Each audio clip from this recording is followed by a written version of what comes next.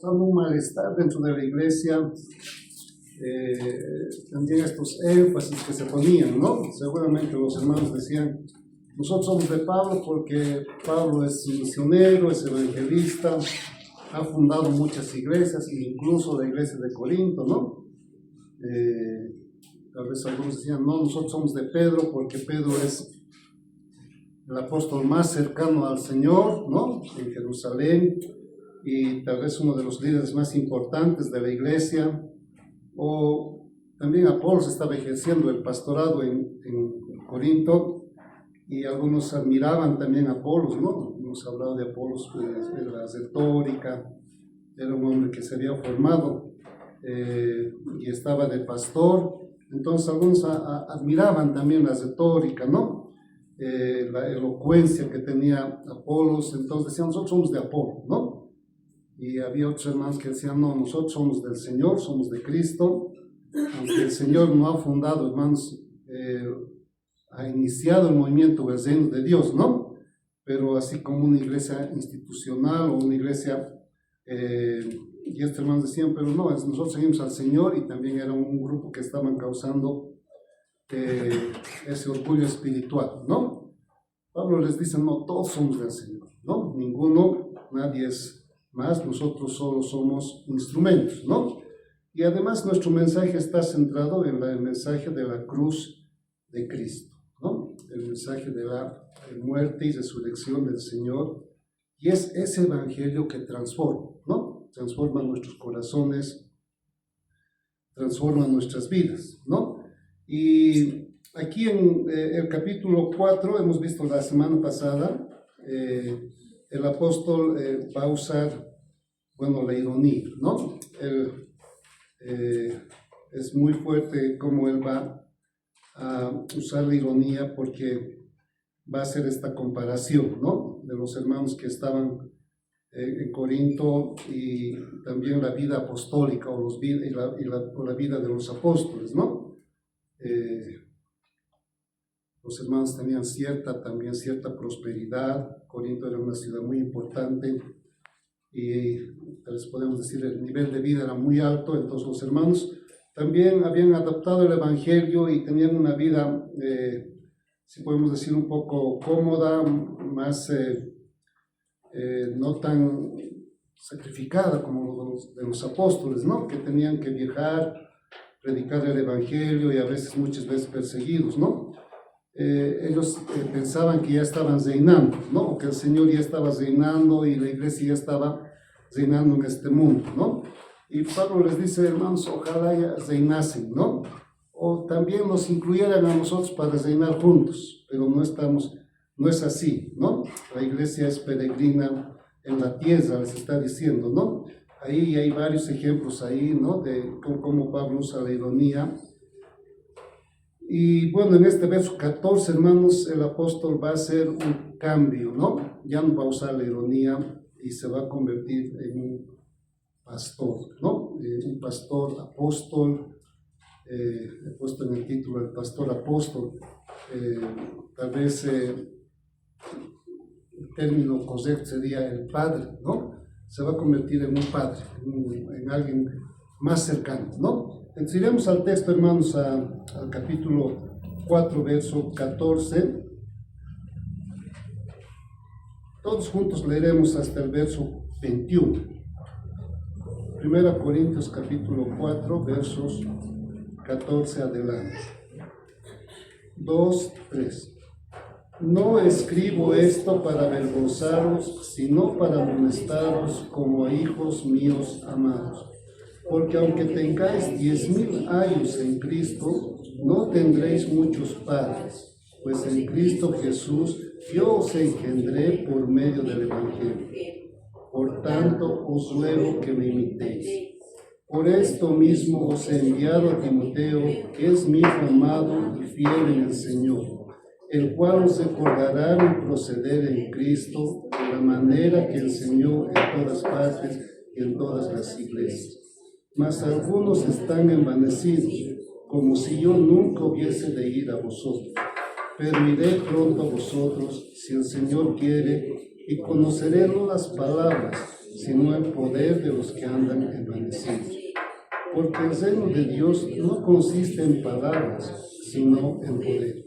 ¿Qué queréis? Iré a vosotros con vara, con amor y espíritu de mansedumbre. Vamos a orar. Dios nuestro Padre bendito, estamos agradecidos, Señor, por este hermoso día. Gracias, Señor, por la oportunidad que tenemos de abrir tu Santa Escritura, de estar juntos, Señor, en comunión, para alabar, para exaltar tu nombre, Señor, también para escudriñar tu palabra, Señor. Bendice este tiempo, Padre. Oramos por nuestros hermanos, oramos por las familias que componemos esta iglesia, nuestros hermanos, nuestras hermanas, nuestros niños, jóvenes, Señor. Te damos gracias por la vida de cada uno de ellos, Señor. Y oramos también por nuestros hermanos que están tal vez con alguna actividad, alguna responsabilidad. Oramos que tu gracia, tu misericordia y tu paz, Señor, los alcance también allí donde ellos están. Te lo pedimos, Padre, en el nombre de Jesús. Amén. Bien, hermanos, hemos dicho que esta sección va a cambiar tal vez el tono del apóstol Pablo, ¿no? El apóstol Pablo ha usado la ironía, también ha parecido muy duro, ¿no? Porque está seguro enfrentando una situación difícil con los hermanos en la iglesia en Corinto, y él tiene que usar este recurso, ¿no? Tan fuerte. Y ahora va a hacer este cambio, ¿no? Este cambio porque va a hablar de una amonestación paternal, ¿no? Una amonestación más pastoral,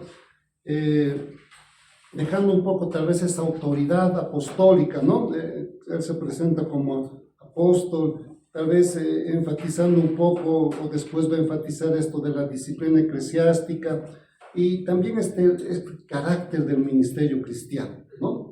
El ministerio cristiano, hermanos, está muy, es un trabajo, es un ministerio, ¿no? Y es tal vez más ese ministerio pastoral, ese ministerio paternal incluso, ¿no? Hemos hablado de, bueno, la iglesia es el ministerio pastoral a través de los hermanos que estamos todos aquí, ¿no?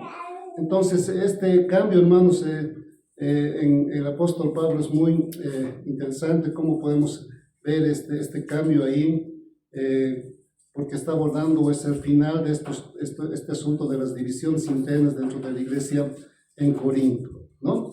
Y está afrontando también, o confrontando este envanecimiento o este orgullo, ¿no? Esta arrogancia de los corintios, aunque ya lo ha hecho mediante la ironía, ahora va a definir o va a relacionarse con ellos como alguien que está cercano a ellos, ¿no? Como un padre espiritual, ¿no? Entonces vamos a ver un poco sobre esta amonestación, esta firmeza que tiene el apóstol Pablo, que está buscando, está promoviendo incluso que sean como él, ¿no? Más humildes, ¿no? Esta corrección que está basada en el amor, ¿no? Esta paternal espiritual también que podemos ver en el apóstol Pablo, que va a hacer una comparación. Esto es muy lindo, hermanos, ahí, porque va a decir: yo soy el que los ha engendrado en Cristo, ¿no? Yo soy el padre espiritual de ustedes, ¿no? Aunque tengan muchos ayos, va a decir, ¿no? Aunque tengan muchos ayos, aunque tengan muchos maestros en el Evangelio, solo uno puede ser el Padre, ¿no? Les estoy hablando como Padre. Y aquí la palabra que va a usar es muy interesante porque está haciendo esta comparación con aquellos que cuidaban de los niños en esa época, ¿no? Las familias pudientes en esa época tenían unos siervos, unos esclavos, ¿no? Generalmente eran gente culta, gente que muchas veces eran griegos, ¿no? Que se habían formado y educaban a los niños, los formaban, ¿no? Los padres dejaban al cuidado de estos esclavos, de estos siervos, el cuidado de esos niños, ¿no? Y Pablo está haciendo esa comparación. Aunque ustedes tengan muchos ahí que están cuidándoles, solo no pueden ser como yo, ¿no? Eso más o menos vamos a ver ahí, esta paternidad espiritual del apóstol Pablo versus la instrucción que ellos podían recibir en el Evangelio, ¿no? También vamos a ver esta misión o esta preocupación que tiene el apóstol Pablo al enviar a Timoteo, ¿no? A Timoteo, para recordarse este aprecio, esto que él siente por los hermanos en Corinto, ¿no? O para también afirmar este ministerio que tiene el apóstol Pablo y cómo él se está manejando dentro del ministerio en todas las iglesias. Al final, hermanos, va a poner esto de este evangelio de poder que transforma las vidas de los hermanos, ¿no? Porque no es solo de palabras, está diciendo, ¿no? No es solo palabrería, incluso él va a decir, voy a ir a visitarles, ¿no? Y vamos a tener ahí frente a aquellos que saben manejar muy bien las palabras, porque el evangelio es el poder de Dios, más o menos, ¿no? Este evangelio que transforma, porque nosotros somos esa muestra misma de ese poder de Dios que transforma a las personas. Entonces iremos a los versos 14 y 16, o del 14 al 16, y vamos a ver esta amonestación pastoral que hace el apóstol Pablo. Dice, no escribo esto para avergonzaros, sino para amonestaros como hijos míos amados. Porque aunque tengan 10,000 años en Cristo, no tendréis muchos padres, pues en Cristo Jesús yo os engendré por medio del Evangelio, ¿no? Entonces esta amonestación que va a hacer el apóstol Pablo ha dejado ya el tono de la ironía, ¿no? Tal vez un poco ha dejado en vergüenza a los hermanos, ¿no? Ese tono ahí de la ironía en los versículos que preceden a este pasaje. Y ahora va a usar esto de la corrección, ¿no? La corrección bajo ese marco de una relación afectiva, ¿no? Esto es muy lindo ahí cuando el apóstol Pablo usa esta relación que él tiene con los hermanos, ¿no? Ahí sí podemos subrayar, hermanos, es este término amonestar. Si podemos poner ahí en el verso 14, no os escribo esto para avergonzaros, sino para amonestaros, ¿no? El término amonestar es el término fundamental en este contexto. Y esto es muy lindo ahí, porque el apóstol Pablo está queriendo depositar la verdad en la mente de las personas, ¿no? Para corregir su forma de pensar. Entonces eso está haciendo el apóstol Pablo ahí cuando les dice amonestar, ¿no? También esto de modificar este comportamiento a través de una evaluación de lo correcto y lo incorrecto, ¿no? Ahora, lo que les está diciendo, hermanos, no es motivo para estar envanecidos, ¿no? La iglesia está muy bien, los ministerios están funcionando, hay muchos dones, ¿no? La iglesia también es una iglesia grande, es una iglesia que tiene seguro muchos recursos, muchos hermanos, ¿no? En Corinto seguro han causado un gran impacto, pero hermanos, no estamos haciendo bien, ¿no? No estamos haciendo bien, tenemos muchos problemas y este primer problema es el problema de la división, ¿no? Entonces el apóstol Pablo está diciendo, vamos a modificar nuestro comportamiento a través de una reevaluación, ¿no? Vamos a reevaluar nuestra conducta, vamos a analizar aquello que es correcto de aquello que es incorrecto, ¿no? Entonces, ahora este proceso, hermanos, debe ser firme o debe estar impulsado también por el amor, ¿no? Y el apóstol Pablo va a usar eso de hijos amados. Cuando estaba estudiando, hermanos, esto me ponía a pensar, ¿no? En esta relación a veces que tenemos los padres con los hijos y este proceso que a veces de formarnos o de formar, ¿no? Porque no solo nos formamos o formamos a nuestros hijos, sino también nosotros nos estamos formando a veces como papás, ¿no? Aprendiendo a ser papás y esta relación cercana, íntima, ¿no? Esta relación de hijos amados, el apóstol está siendo impulsado por ese amor. Eso es muy lindo aquí, hermanos, porque va a hacer este contraste, ¿no? Es esta distinción a veces jerárquica y afectiva entre estas dos figuras que aparecen ahí, ¿no? Esta figura del Padre, de un Padre, ¿no? Que aquel que genera vida espiritual a través del Evangelio y que es una figura única ahí en el ministerio de los corintios, ¿no? Pablo era para los corintios ese padre, esa figura única, ¿no?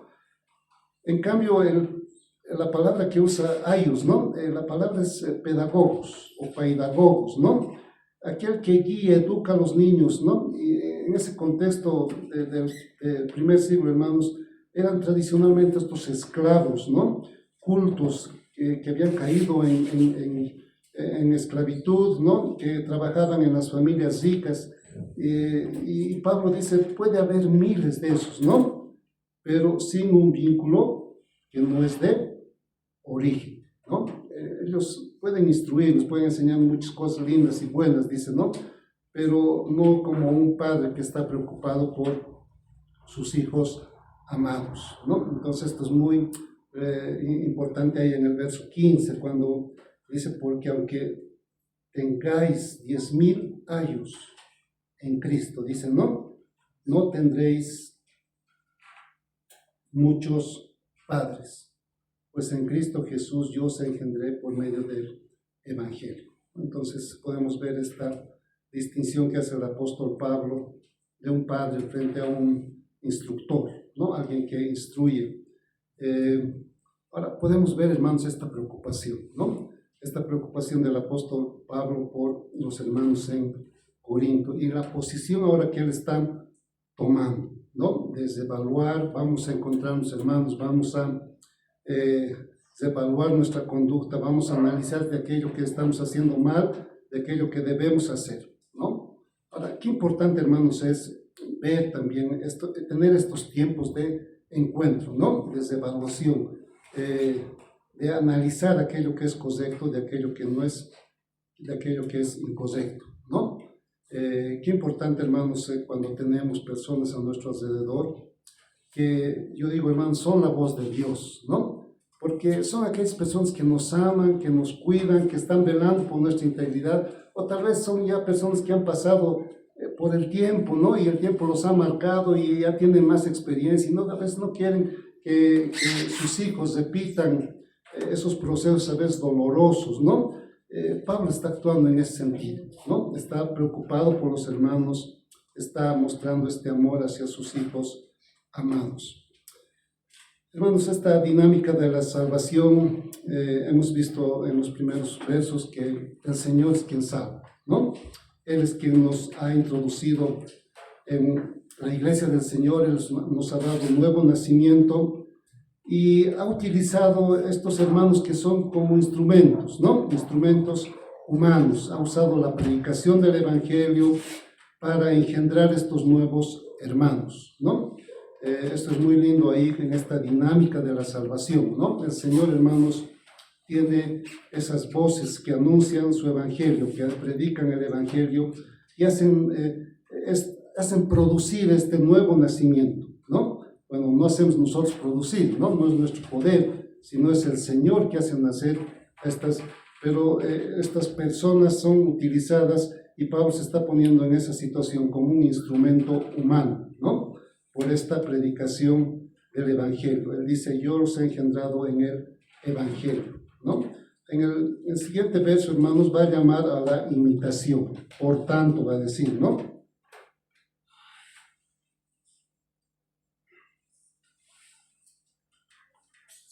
Verso 16, por tanto os ruego que me imitéis, ¿no?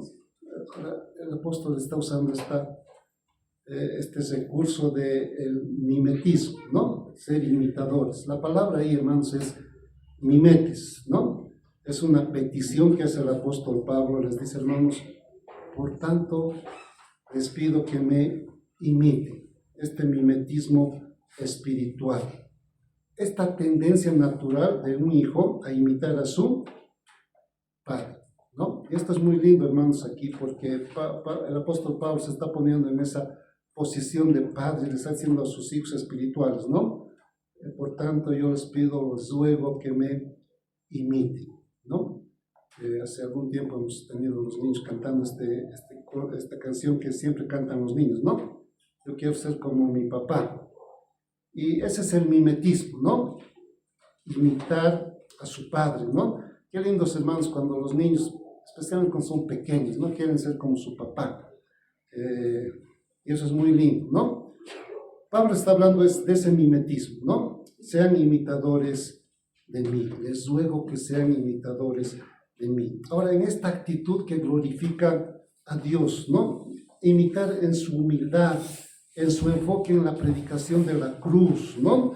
En lugar de ese culto a la personalidad o esa búsqueda de estatus que causaba las divisiones en Corinto. Pablo está diciendo, hermanos, imítenme, pero en aquello que es bueno, ¿no? En aquello que produce cambios, en aquello que es ese mensaje, ese enfoque de la cruz de Cristo, ¿no? En lugar de ese culto a la personalidad o en lugar de esa búsqueda a veces que tenemos por estatus, ¿no? Que estaba causando las divisiones en Corinto. Esto también, hermanos, es muy lindo, este mimetismo ahí, cuando Pablo les ruega a los hermanos, ¿no? Hermanos, imítenme, pero imiten al apóstol Pablo en su humildad y en su enfoque en ese mensaje de la cruz de Cristo. En el siguiente versículo, hermanos, el verso 16, el apóstol Pablo va a mostrar esta preocupación de una manera práctica, ¿no? Y va a enviar a Timoteo.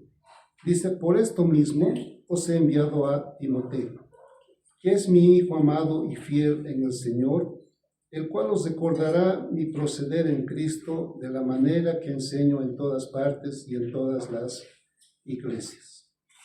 El apóstol Pablo, hermanos, va a enviar a Timoteo, ¿no? Timoteo que es considerado o es visto por el apóstol como un hijo amado de él, ¿no? Ahora, este perfil, si podemos ver, de Timoteo era un siervo fiel en el Señor, ¿no?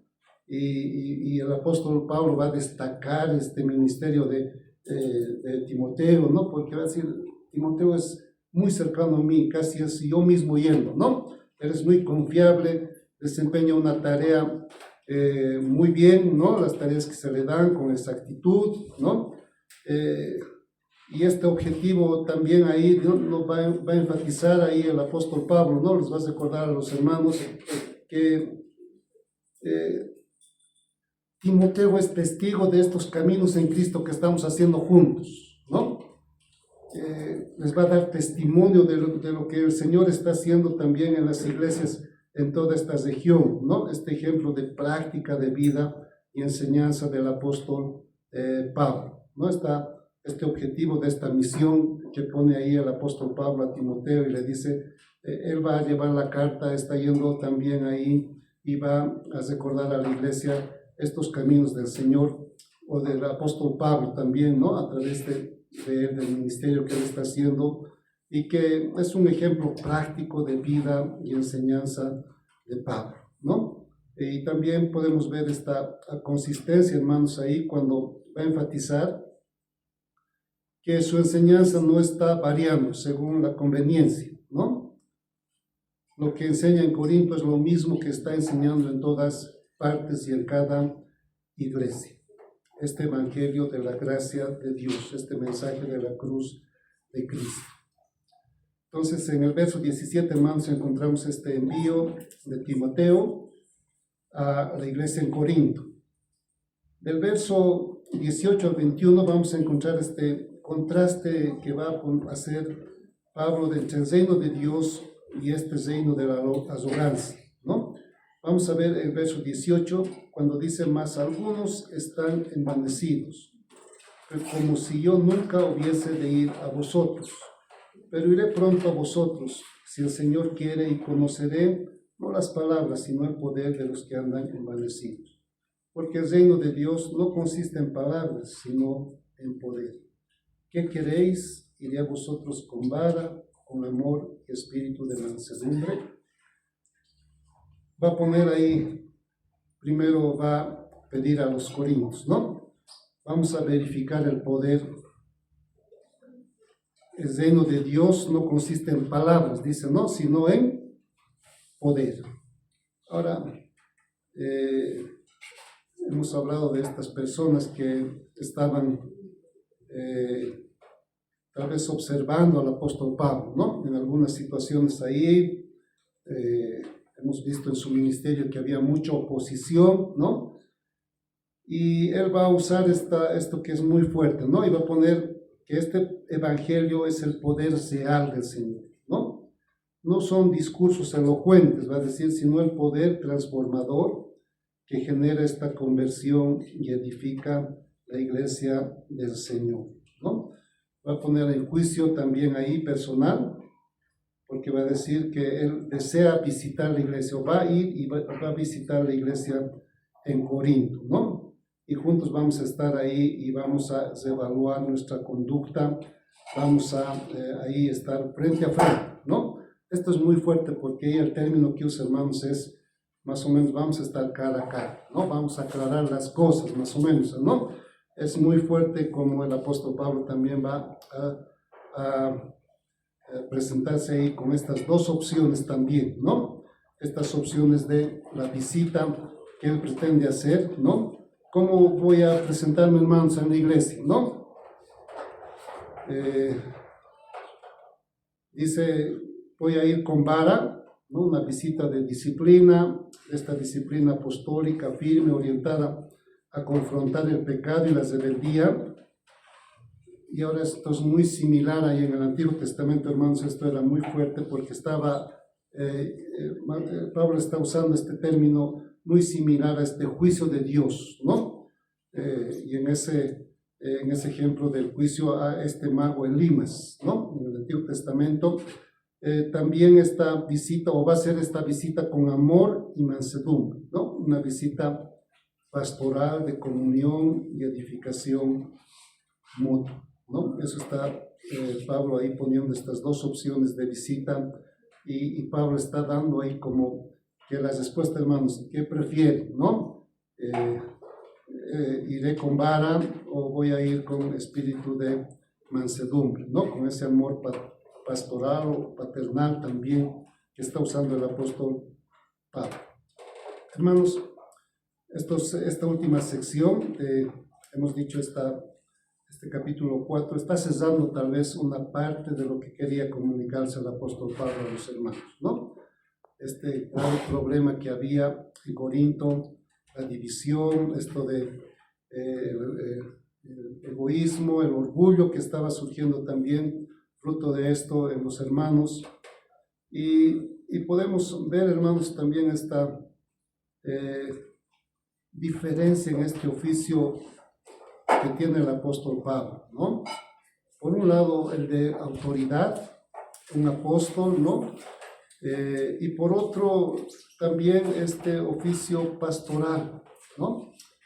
Si podemos nosotros esto aplicar a la iglesia del Señor, podemos sacar algunas lecciones, ¿no?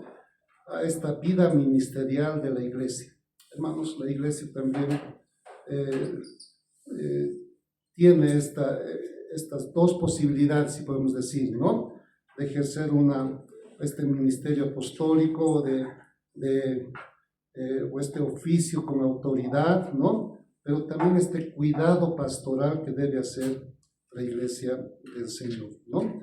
Los apóstoles, hermanos, tenían esta jurisdicción universal, ¿no? Sobre toda la iglesia del Señor. Sus cartas son consideradas autoritativas o tienen mandatos, ¿no? Sobre todas las iglesias, sobre todas las comunidades cristianas. En ese sentido, hermanos, ya no existe apóstoles, ¿no? Ya no existe estos hermanos,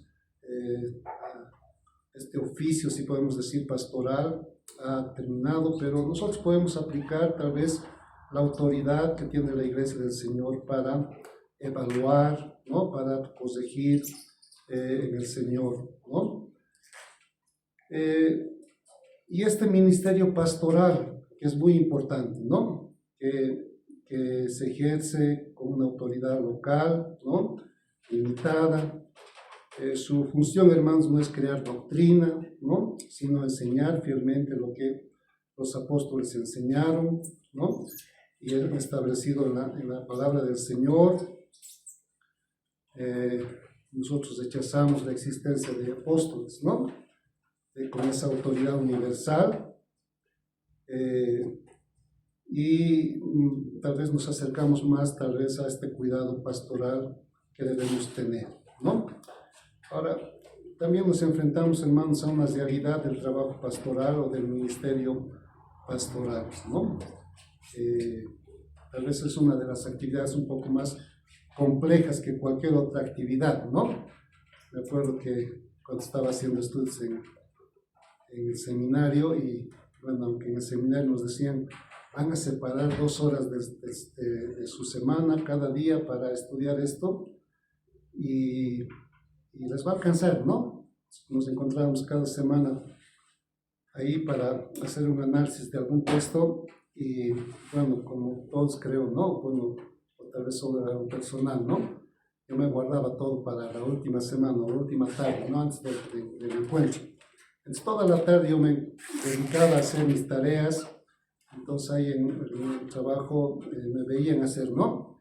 Y dicen, ¿qué estás haciendo? Estoy haciendo esto de mi estudio en la Biblia, ¿no? Y bueno, algunos que no eran creyentes, ¿no? Decían, pero dedícate a cosas que te van a dar dinero, ¿no? Y a veces tenemos ese concepto, ¿no? Esta carga emocional del trabajo, de esta realidad del trabajo pastoral. A veces es una situación un poco compleja, no es como una actividad profesional, cotidiana, ¿no? Normal. Hay una carga emocional a veces que tenemos todos los creyentes, o también los hermanos, ¿no? O los pastores también.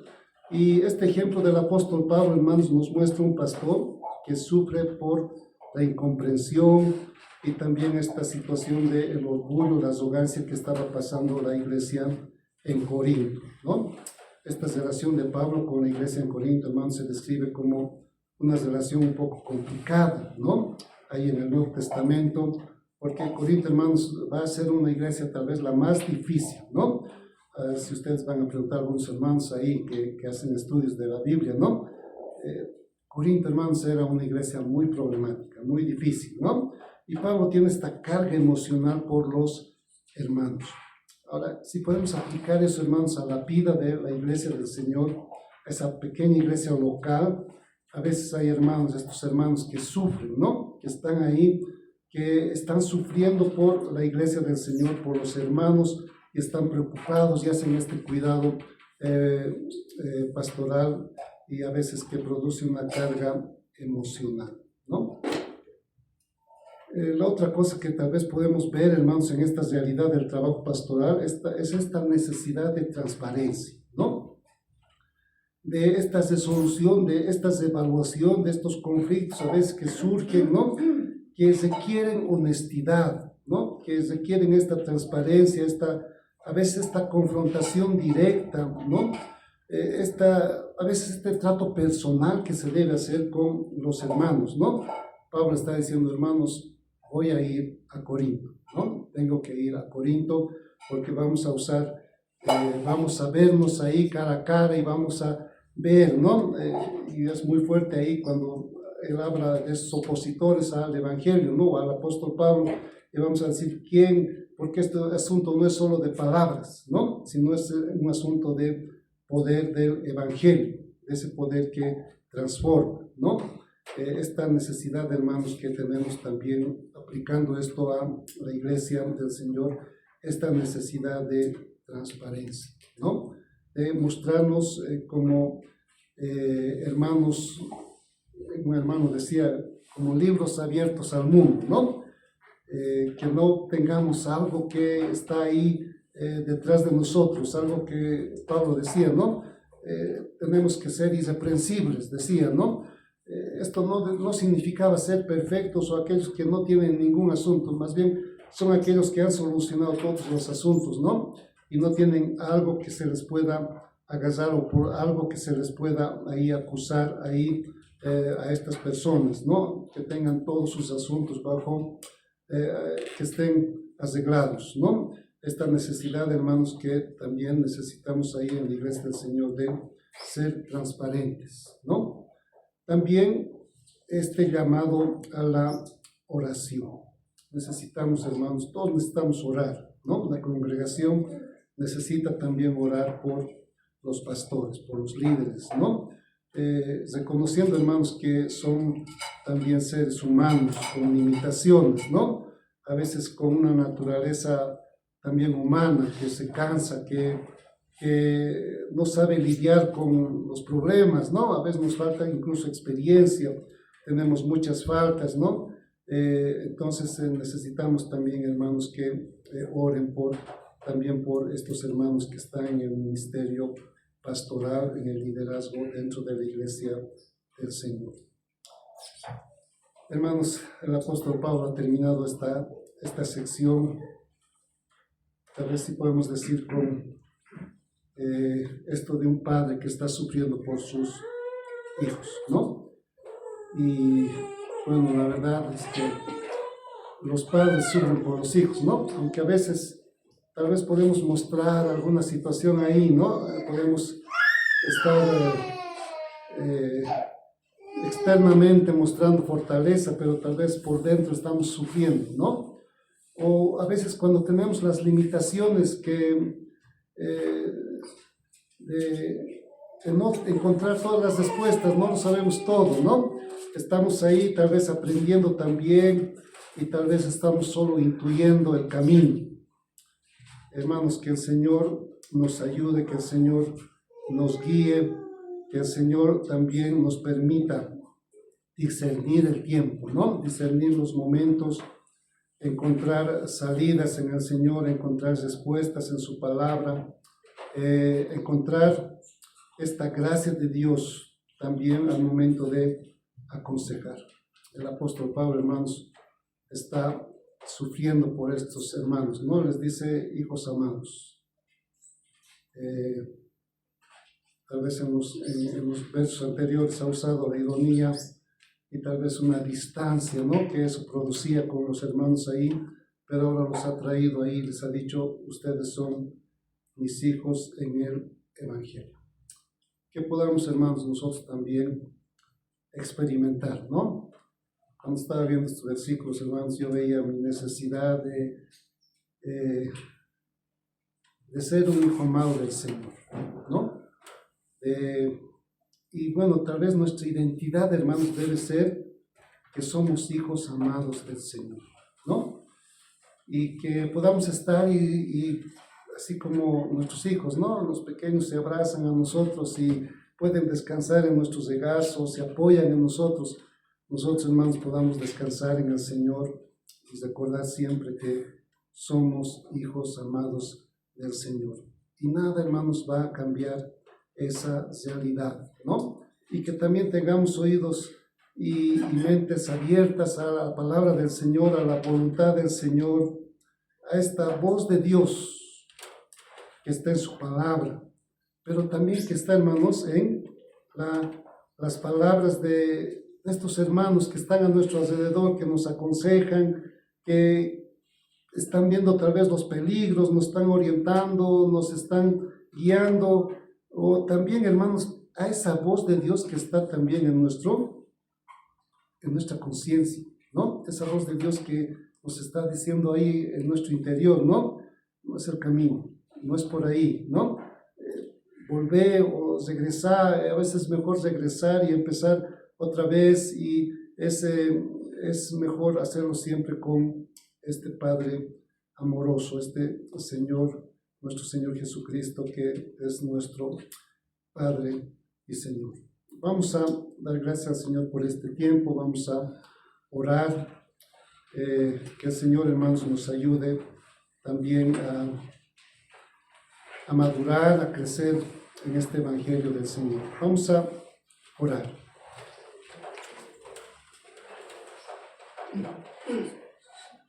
Padre nuestro, te damos gracias, Señor, gracias porque, Señor, somos hijos amados tuyos, Padre. Tú nos has rescatado, tú nos has traído a tu grey, a tus rebaños, Señor. Perdona, Señor, nuestros pecados, nuestras deficiencias también como seres humanos, Señor. Oramos, Señor, por nuestros hermanos, por nuestra iglesia. Oramos, Señor, por nuestros niños, nuestros jóvenes. Oramos, Señor, también por nuestros líderes.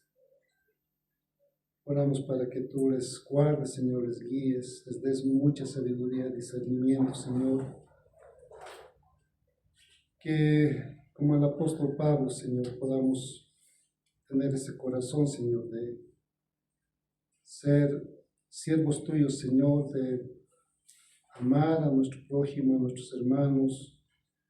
En algunos casos, Señor, también actuar con esa paternidad, Señor, como tú lo haces con cada uno de nosotros.